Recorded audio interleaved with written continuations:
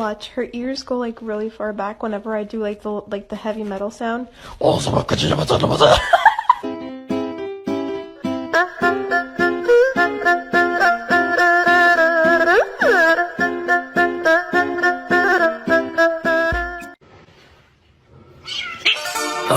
you touch my tra-la-la.